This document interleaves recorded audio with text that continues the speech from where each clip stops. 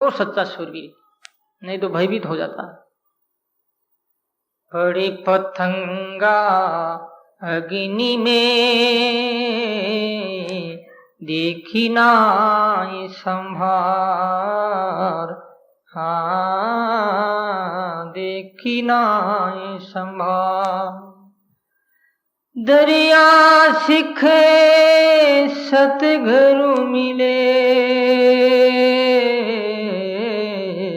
तो हो जाए निहार, तो हो जाए निहार। पतंगा पड़ता, पतंगे को शरीर की शुद्धि नहीं, बल्ब होता ना, रात के समय में कितने पतंगे कीड़े आते हैं। ऐसे सतगुरु मिले, इस प्रकार से जो शिष्य गुरु में पढ़ करके जल जाता है, मर जाता है, वो शिष्य सच्चा। गुरु की आग में जला दे अपने को, कौन जले रे भाई? गुरु की आग बड़ी भयंकर है। संसार की चिंता रूपी आग में जल रहे रात दिन, लेकिन गुरु की आग में जलना नहीं चाहते। इमाम में तो वही पसंद है हमारा, चिंता और क्या, जो होना सो होगा। हमारी पूर्वज भी गए 84 में, हमें भी जाना। गया बडेरा जेड़ में लारे चालिया पूत, राम भजन में किशनदार सब जगह होशी भूत। गया बडेरा डेढ़ में, बडेरा डेढ़ में गया, हम भी चलेंगे जैसे वहां हो गए, हमें भी जाना है। तो महाराज सिख कहते हैं कि अग्नि एक सतगुरु, उसमें अपने आप को तुम जला दो, मिटा दे अपनी हस्ती को। अगर कुछ करतवा चाहे, दाना खाक में मिलकर गुले गुलजार होता है, गुले गुलजार होता है। मिटा दे अपनी हस्ती को, अगर कुछ करतवा चाहे, दाना खाक में मिलकर गुले गुलजार होता है, गुले गुलजार होता है। बोलो राम। मिटा दे अपनी हस्ती को, अपना एम को। दाना एक होता छोटा सा और जमीन में गिरता है, गिर करके क्या करता है, फिर वो क्या होता है, उसका स्वरूप क्या होता है, कब बदलता है, कब हरा होता है। फिर एक दाने के हजारों हजारों दाने हैं पृथ्वी के ऊपर आकर के मनुष्यों के प्राण बनता, प्राण दाता। अन्य हो तो प्राण चले जाएंगे, लेकिन वो दाना में कितना परिवर्तन होता है, वो मिटता तब, वो मिट जाता है, मर जाता है, अपना स्वरूप नष्ट हो जाता है, स्वरूप नहीं रहता, उसका अस्तित्व नहीं रहता, कुछ नहीं रहता, वो मिला देता। तब वो पौधा के रूप में उगता है, फलित फलित होकर के संसार के जीवों के लिए प्राण का काम करता है, मरता फिर। ऐसे गुरु की अग्नि में मरना है, गुरु की अग्नि साधना।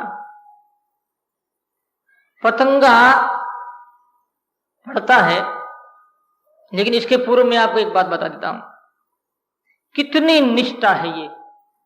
हमारी जितनी निष्ठा होगी महान पुरुषों के प्रति, सदगुरु के प्रति, धर्म के प्रति, ईश्वर के प्रति, उतना ही हमें लाभ है।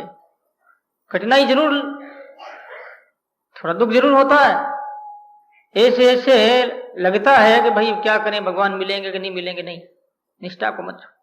आचार्य सिद्धरिया महाराज कहते हैं, कार्यम साध्यामी अथवा देहम पात्यामी, कार्य सिद्ध करूं या सिर छोड़ दूंगा। मरना तो एक दिन है ही, मरने के पहले जिंदे मर जाए वही व्यक्ति ईश्वर की प्राप्ति कर सकता है। तो एक कोई बाबा थे, तो बाबा ने देखा कि भगवान सबको देते हैं, और शास्त्रों में भी आता है कि भाई परमात्मा अनन्या चिंतयन्तो मां ये जना प्रियुपास्ते तेषां नित्याभियुक्तानां योगक्षेमं वहाम्यहम्। अनन्य जिद के द्वारा मुझे जैसे बजते हैं, ध्यान करते हैं, तो मैं उनको, उनके संबंधियों की यानी सारी व्यवस्था जो है उनकी, सब मैं करता हूं।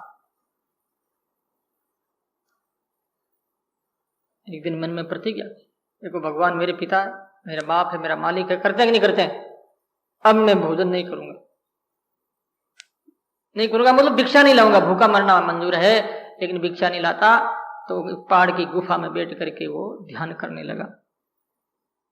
1 दिन हुआ, 2 दिन हुआ, 3 दिन हो गए। भगवान ने देखा कि बेचारा भूखा है, लेकिन उसने साथ में एक संकल्प और कर लिया। क्या कर लिया? बड़ा अजनबी कर लिया कि मेरे पास घर बैठे, यहां गुफा में बैठे रोटी आए, वो रोटी आवे तो किस प्रकार से आए? हिरण के सींग से बंधी हुई रोटी आए, हिरण का सींग, समझो। अभी ऐसा चांस कब मिले कोई या रोटी बनावे, रोटी बना करके एक कपड़े में बांधी जाए, बांध करके फिर हिरण के सींग के बांध दे, फिर हिरण आकर के उन बाबा को रोटी दे, बड़ी समस्या होगी। लेकिन उसने प्रतिज्ञा कर ली। भगवान को पता लगा 3 दिन हो गए, 4 दिन हो गए, 5 दिन हो गए, बेचारा भूखा है बाबा। तो ईश्वर ने क्या किया? क्योंकि ईश्वर सर्वज्ञ है, सर्वशक्तिमान है, वैसे ही भगवान जो है हिरण का रूप धारण करके और सींग पर रोटी बांध करके उसके गुफा के पास आकर के खड़े, आंख खोली, आगे देखता तो सींग की रोटी बंधी हुई हिरण है। बड़ा राजी हुआ, हिरण के सींग से रोटी ले ली, भगवान के भोग लगा करके खाने लगे, खा पी। अब दूसरा दिन हुआ, 10 बज गई, अभी तक रोटी नहीं आई, क्या कर? कभी गुफा में जा रहा है तो कभी बाहर आ रहा है, बार बार जा रहा है। 12 बज गई। 12 बजे के बाद में वो हिरण लेकर के आया, सींग से रोटी ली और खा ली। तीसरा दिन और हुआ, 12 बज गई, अभी रोटी आई नहीं, भोजन आया नहीं, हिरण भी नहीं आया। 1 बज गई, 2 बज गई। 2 बजे के बाद में करीब 2:30 बजे वो हिरण जो है रोटी लेकर के आया है, बाबा जी को रोटी दी। बाबा जी ने भोजन कर लिया। दूसरा दिन अब फिर वो प्रतीक्षा कर रहा, 10 बज गई, 12 बज गई, 2 बज गई। एक वृक्ष के ऊपर चढ़ गया। वो वृक्ष के ऊपर चढ़ करके देखने लगा, कहाँ आ नहीं रहा हिरण, कहाँ है, आ नहीं रहा है, शायद आता होगा, देखते हैं। ऊपर चढ़ करके देखा, दूर दूर देखा, लेकिन हिरण दिखाई नहीं दिया। 4 बजे वो हिरण आया और आकर के उस बाबा जी को रोटी दी और हिरण कहने लगा कि बाबा जी, जब 4 बज गए आप वृक्ष के ऊपर चढ़ने लग गए तो किसी गांव में जाकर के भिक्षा मांगने में क्या कठिनाई, क्या परिश्रम है? रोटी के लिए आप वृक्ष के ऊपर चढ़ गए, जाकर के भिक्षा मांग लो, क्यों तकलीफ, क्यों दुख पा रहे हैं? जब तक दृढ़ता रही तब तक सींग पर रोटी आई, दृढ़ता चली गई, विश्वास चला गया, वृक्ष के ऊपर चढ़ चढ़ देखने लगा, तो उस हिरण ने कह दिया कि आज से मैं रोटी नहीं लाऊंगा। जब आप वृक्ष के ऊपर चढ़ने में हिम्मत रखते हैं, सामर्थ्य रखते हैं, आपके पास शक्ति है, इतना परिश्रम है जो कि आप वृक्ष के ऊपर चढ़ गए, तो फिर गांव में जाकर के भिक्षा लाने में क्या इतरा है? अब मैं नहीं लाऊंगा। यदि वो बाबा जी नहीं चढ़ते और बाहर आकर के नहीं देखते तो हिरण को रोजाना भिक्षा लानी पड़ती, क्यों? भगवान थे वो। जब तक दृढ़ता है, निष्ठा है, तब तक परमात्मा हमारे सहयोग करते हैं, और हमारी निष्ठा दृढ़ता समाप्त हो जाती है तो भगवान देखते हैं कोई बात नहीं, बेचारा स्वतंत्र स्वच्छंद है, इच्छा जो कर रहा था करने दो इनको, क्या? आचार्य सिद्धरिया महाराज कह रहे हैं ऐसी निष्ठा रखें।